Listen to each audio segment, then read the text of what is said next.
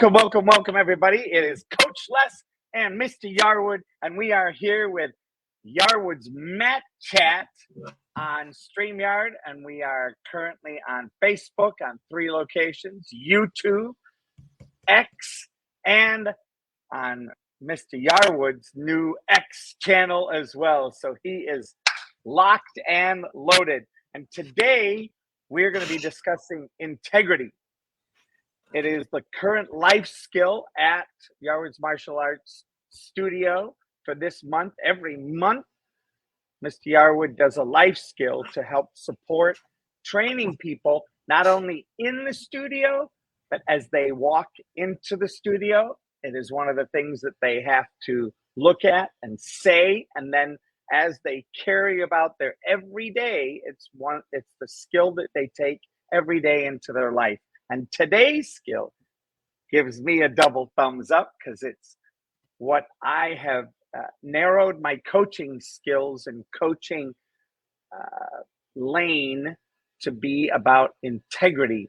And I call myself an integrity coach, the first active integrity coach, although there's a website that says integrity coach.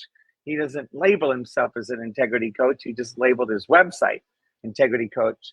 And I'm not interested in buying it from him, which he did suggest. He said, hey, I'll sell it to you. But I'm not in that position unless I win the lottery, and then I might purchase it from him. I want to start off, though, by giving a couple of definitions to integrity. The first is very short, sweet, and simple. Integrity is not necessarily keeping your word. It's honoring your word and keeping an empowering conversation or possibility alive and real. And what that in short says is, look, we're human beings. We're going to fail, not if, when. And in that space, if we're not going to be keeping that integrity, there is a way for us to honor it. And the easiest way, because since I'm notorious for this one, is when you know that you're going to a dinner at 6 o'clock and it takes 45 minutes with zero traffic to get from your location to that dinner. And there's traffic most days, most times at 5:15. If you're supposed to be there at 6, you instantly get on the phone and say, hey, as we know, it's 45 minutes. There's traffic. My intention is I'm not going to be there on time, and I'm letting you know that most likely I'm going to be 10 to 15 minutes late. Now, yes, you broke your word. You said you would be there at 6 o'clock. Honoring that word then gives you the distinction now of saying, hey, as soon as I knew I wasn't going to be on time, I got in communication and said, boom. Now, the next thing is being responsible for that integrity. What does that look like? That says, I know that 10, 15 minutes is going to have an impact. What is that impact, and how do I be responsible for that impact? It may be nothing. That person may say, oh, good. The turkey that's in the oven isn't going to be done for 30 minutes. So you're going to be 15 minutes ahead of time anyway. So, woo, awesome. And now all of a sudden, everybody's happy because there's that space of honoring word. And everybody's empowered. Now, a longer description of integrity is this. And by the way, if you really want to have fun, go to the Harvard Business Library, look up the word integrity, and there's a document by Stephen Jensen, a professor, and Werner Erhard that is over 28 pages, singularly on integrity. next one I'm going to share with you is only 2 paragraphs because I think it captures the primary principles that we can be responsible for if we choose to live a life of integrity. Now, that being said, I was a leader in an organization that for getting into leadership, there was a requirement for doing an integrity checklist. And that checklist for me got up to 100 pages. And it was every area of my life. How do you keep track of all that? It's all alphabetical in the document, and it's things like sleep, brushing your teeth, laundry, home, dusting, cleaning, toilets, cleaning, shower, all of those things, right, that have your life work at that next level, right? Because what happens if you don't brush your teeth twice a day? Then your teeth go out of integrity. You end up with a cavity. It costs you money, costs you time. All of those things happen. So there's a ripple effect in your life when you go out of integrity. So how do we deal with that? Well, we can deal with it on an extreme case, or we can deal with it in the simplicity. The simplicity I already shared with you. And the next level is this one. Integrity. Nothing hidden. Being truthful and honest. Doing complete work. Working from an empowering context. And doing very well what you do. Doing it as it was meant to be done, or better, and without cutting corners. In other words, honoring one's word.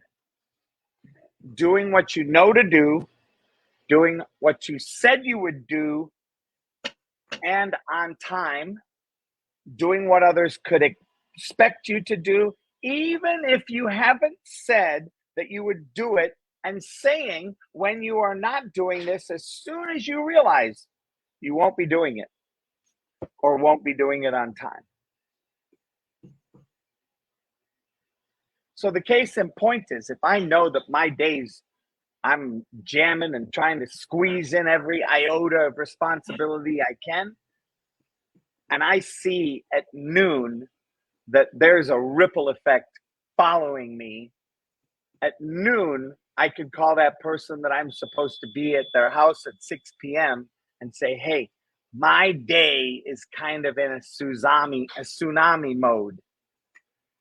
And I want to be in communication that I know, unless there's a miracle, I'm going to be 15 to 30 minutes late tonight. Does that still work for you? And they get a chance to say yes or no. Now, this is the piece that is going to have people's mouths drop open. When you do this level of integrity, miracles show up. Stoplights are green. All of a sudden, your word gets empowered by that integrity conversation, and miraculously you show up on time and you look and go, how did I do that? And you realize all the stoplights were green. There was no stupid traffic in front of you. And all of a sudden you made it as if there was no traffic. That's the miracle of integrity. And it happens in every single area of our life. So with that, I'm handing it over to you, Mr. Yarwood. So when we teach our life skills, we have a vast audience in terms of age. So we start at 4 years old and we go up to, 60 years old. So everybody understands it a little bit differently. So we have to boil it down to its basic form and then use examples to be able to explain it. So say we're in what we call the Little Dragons class. They're 4 to 6 year old kids, right? If I say to them, what is integrity? They have no clue what I'm talking about. They don't have any idea what the word itself means. So we have to put it to them in a way that they're going to understand it and be able to apply it. So what we typically do with them is we tell them a story. Say we ask them about mom making them or grandma making them their favorite chocolate chip cookies. And then grandma leaves them on the counter, and she tells them, don't have any cookies, right? And then she leaves, goes and does her thing. And the kid is like, walks into the kitchen, smells those wonderful cookies sitting on the counter, and they smell so good and know exactly how they taste because grandma makes the best cookies ever. And there's probably 4 dozen of them there, just in a big bowl. There's no way grandma knows how many are there. And she would never know if I just grabbed one single cookie and didn't say anything. There's nobody around to see it. Nobody's even going to know, right? We asked them the question, is it okay if nobody's going to know that you take a cookie, even though grandma said you're not supposed to? And they sit. Sometimes they think. Sometimes they know the answer right away, right? But then I always ask them, I said, if you did take a cookie and nobody knows, does nobody really know, or does somebody know? And they're like, what do you mean? I said, somebody always knows that you didn't do what you're supposed to do. And that somebody is you. Whether grandma finds out or not, doesn't matter, because you know you didn't do what you were supposed to do, right? So we talk to them about integrity, using that so that they understand it. They know that for them, integrity is doing the right thing, even when grandma's not there, making the right decisions about what it is that you're going to do. So that way they can talk about it and understand it at their level and still get what the meaning of it is, right? When we get to the next age group, the older people, the older kids and adults, we talk to them in terms of when we're doing warm-ups. Say they're doing what we call stretch kicks.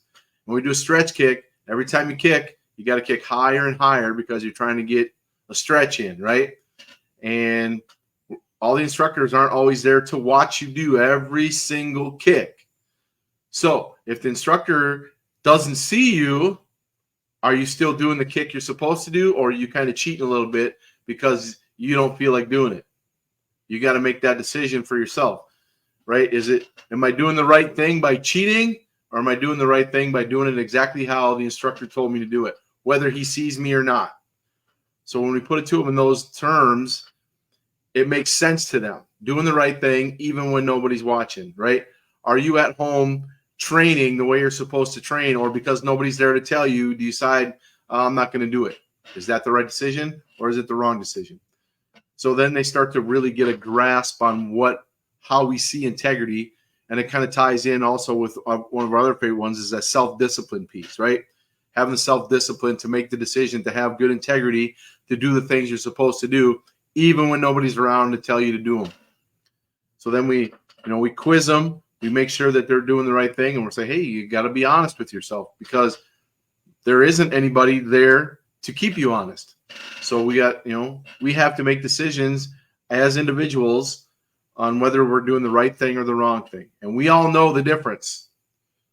Whether we want to believe it or not, we know the difference between the right and wrong.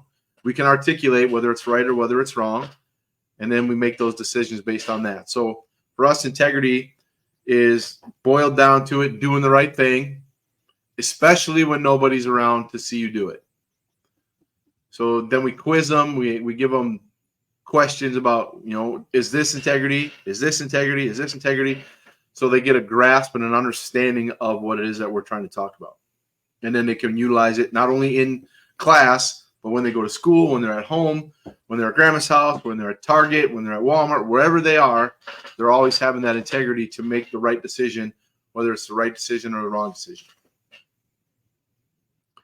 So it's a little bit more simplified for us as martial arts instructors.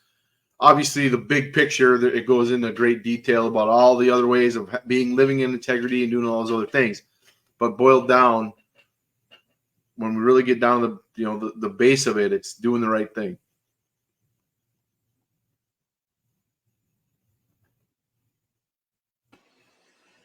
And I think that not only is it doing the right thing,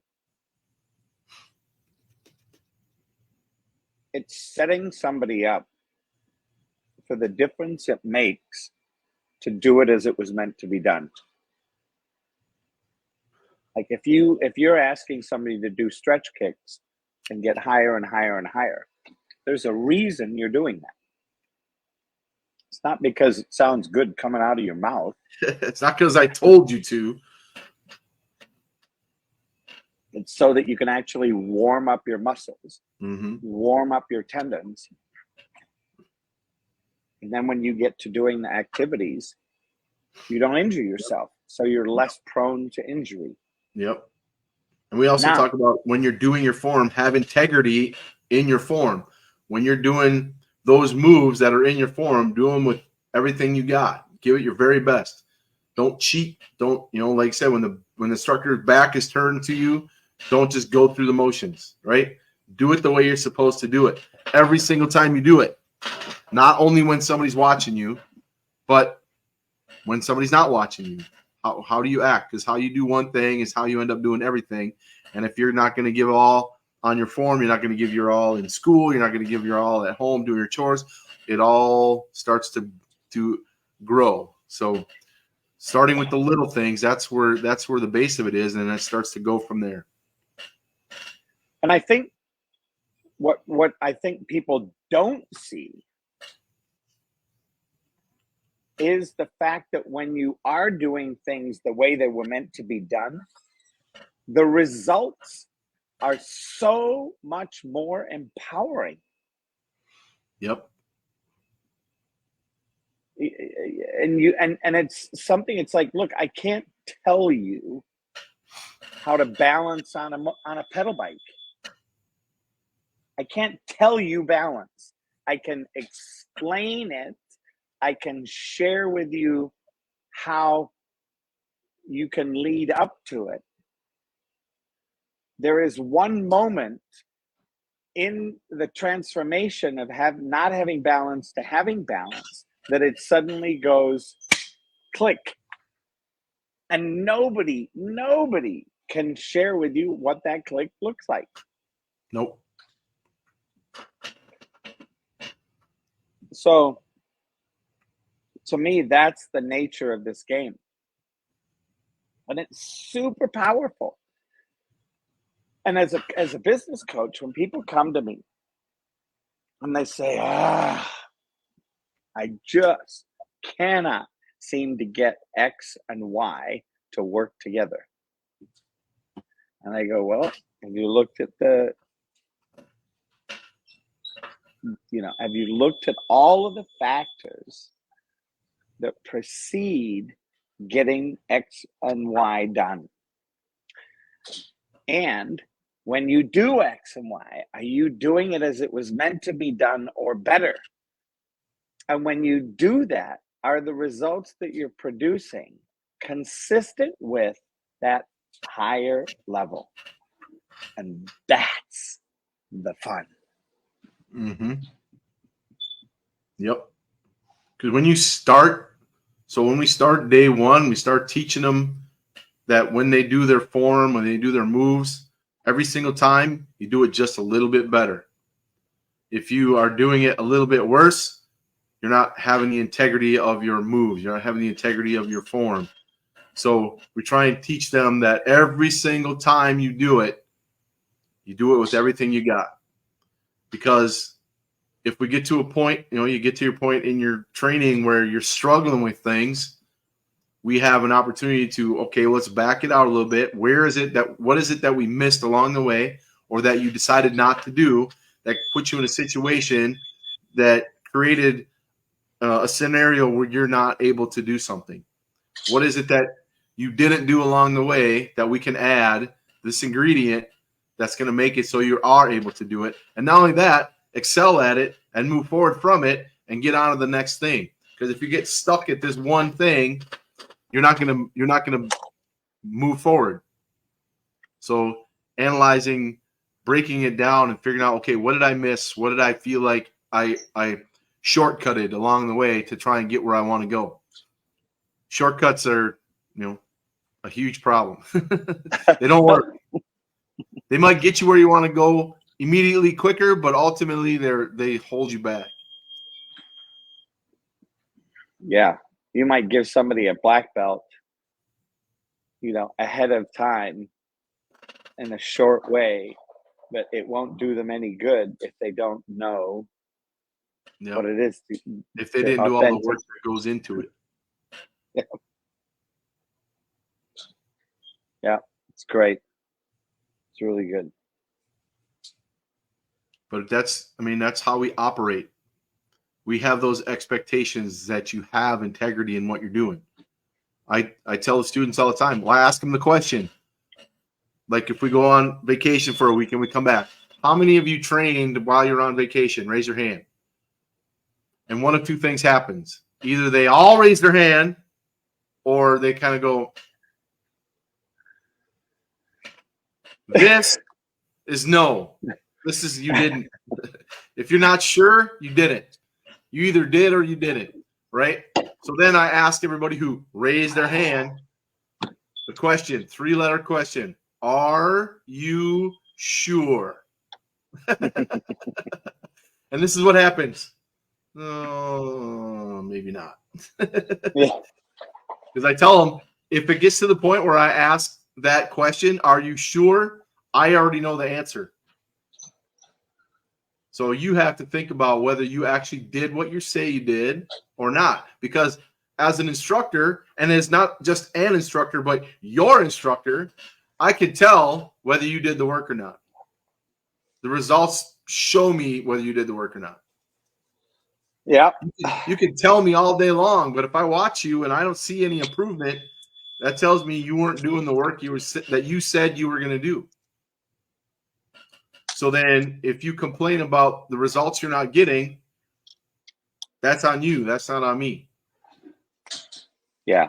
I can only take responsibility for what I've done, the tools I've given you, the way I've trained you.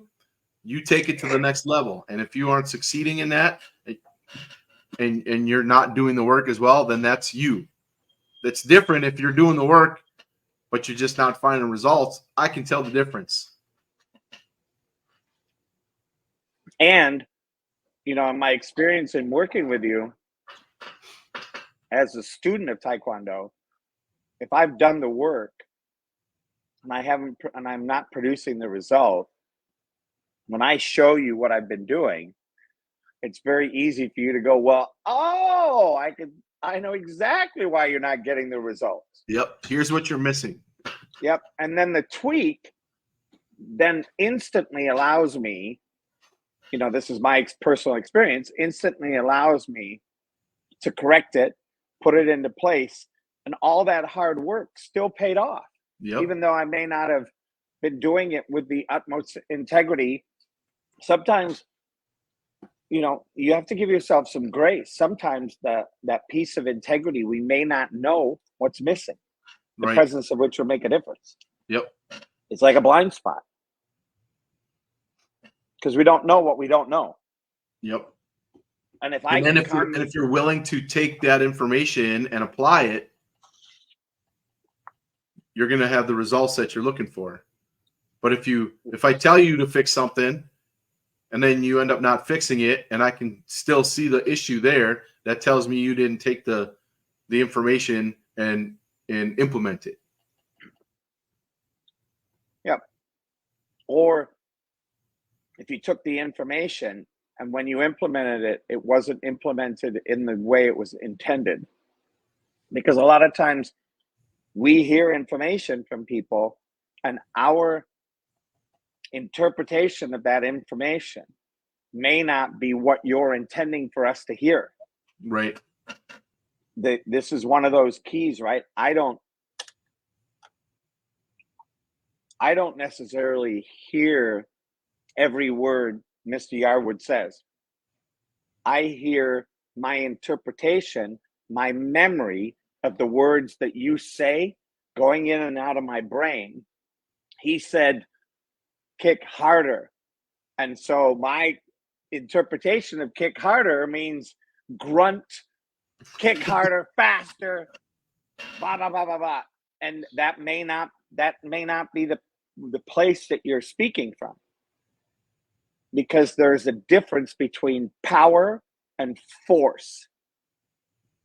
One, force is not being responsible for all of the little minute details that come along with power.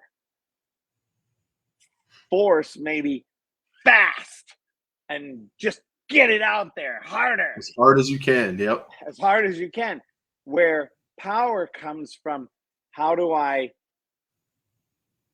kick with accuracy, kick with control, and increase the energy behind it so the impact has more effectiveness to it. Yep. That's power versus force. Yep. So in life, when we're talking about integrity, those are the things that exist. And those are the things for us to work on. Yeah, it's I think internally most people know what integrity is without necessarily like, if I say the word integrity, maybe they don't know what it means. But when I explain it to them, then they go, oh, yeah, I know what that is, right? So internally, they already know, because if you're doing the right thing and you're making those right decisions, nobody's perfect. Sometimes the right decision ends up being the wrong decision. But when you are making decisions, you decide, is it right or is it wrong? And that's what it boils down to. And if you're already mostly making right decisions, you're living in integrity, and you may not really understand it, but that's how you operate, right? Whereas there are people who always want to take the shortcut, always want to find the easy way, always want the quick fix, right? They know that what they're doing isn't right? So they don't necessarily know that they're whether integrity or not, but they know they're not doing the right thing internally. So they are understanding that they're not living with integrity either, because they're always choosing the easy way versus the right way. So when you put it to them and they understand the difference, hopefully we can get the changes that we're looking for. Hopefully we can get them to start correcting themselves without having us constantly having to do it for them. Because that's the ultimate goal, is that people are doing it themselves. The other scary thing about integrity is a lack of integrity loves another lack of integrity. Yep. I smell like poop, but so do you, and I love it. Yeah. It feeds on other stuff. Oh my gosh. Yeah. So it's the old statement of misery loves company. Yep. Gossip creates more. Yep. So all of these things. Bullying too. Oh. That's a severe lack of integrity if you're a bully. And sometimes bullies are being bullies because they have not figured out how to fit in. So based on that, they try to fit the front of the line. Instead of finding their place, they're making other people like them so that they have somebody. If they feel terrible about themselves, well, then we'll make somebody else feel terrible too. Then I won't feel as bad. Right. Which actually just makes it worse. Ooh. Yeah. Makes the poop deeper. Yep. So for me, this is one of those things. Also, as a coach, when things aren't working, and you go, well, gosh, everything at my job is awesome. I love my job. Everything's great. Conversations are good. Money's good. How's your relationship at home? Not good. That's why I'm always at work.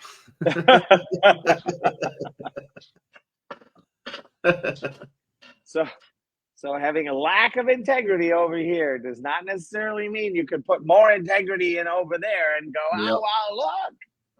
Yeah, it's not a pie where more on one means less on the other.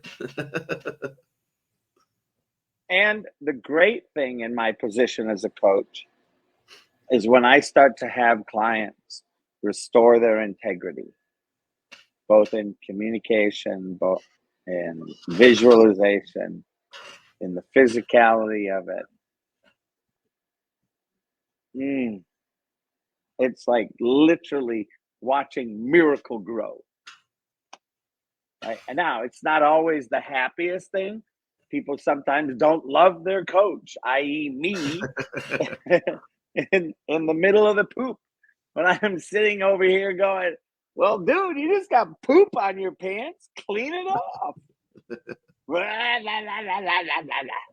It's like, okay, well, then don't. But then you're going to have the smell.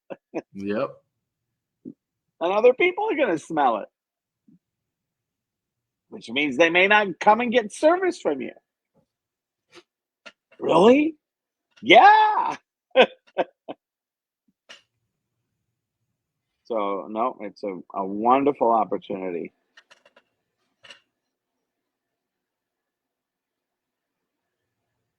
Well,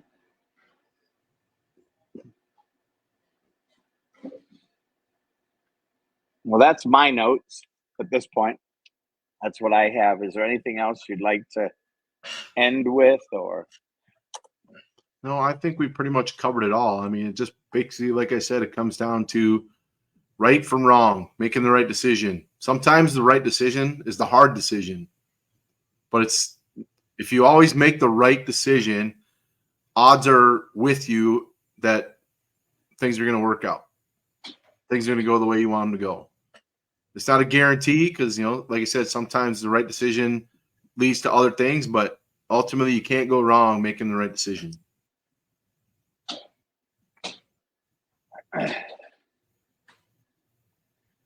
There's also I'm going to say, integrity is about workability. So for those of you that are watching this, you'll see that I have my business coaching address at the bottom of my screen.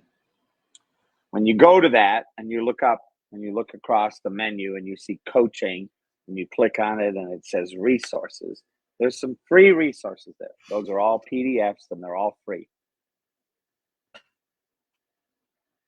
And one of them is a document on responsibility, the willingness to be cause in the matter of one's life. Ultimately, it's a context from which one chooses to live life over and over and over and over and over and over and over and over and over.